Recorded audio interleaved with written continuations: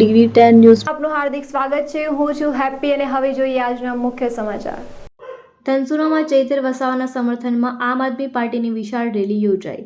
ડેડિયાપાડાના ધારાસભ્ય ચૈતર વસાવાના સમર્થનમાં અરવલ્લી જિલ્લાના ધનસુરા ખાતેલા આમ આદમી પાર્ટી દ્વારા વિશાળ સમર્થન રેલીમાં આયોજન કરવામાં આવ્યું હતું।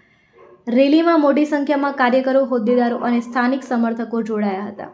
રાજપીપળા કોર્ટ દ્વારા વન વિભાગ સાથે સંકળાયેલા એક કેસમાં ચૈતર વસાવા વિરુદ્ધ આપવામાં આવેલા ચુકાદાના વિરોધમાં રાજ્યભરમાં આમ આદમી પાર્ટી દ્વારા તાલુકા મથકોની સમર્થન રેલીઓ યોજાઈ રહી છે।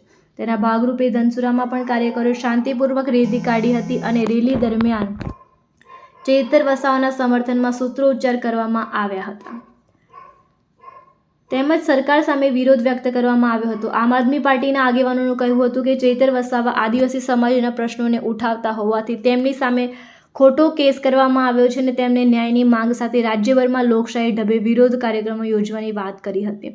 ધનસુરામાં યોજાયેલી આ સમર્થન રેલીમાં મોટી સંખ્યામાં કાર્યકરો અને સ્થાનિક લોકો ઉપસ્થિત રહ્યા હતા। રિપોર્ટર રમેશ વસાવા, ધનસુરા, અરવલ્લી। આજરોજ ધનસુરા ખાતે અમારા પ્રદેશના નેતા એવા માનનીય ધારાસભ્ય શ્રી ચૈતર વસાવા સાહેબને જ્યારે ખોટા કેસની અંદર ફસાવી અને ન્યાયાધીશો અને કોર્ટ દ્વારા જે એમને સજા ફટકારવામાં આવી છે તે સદંતર ખોટી છે।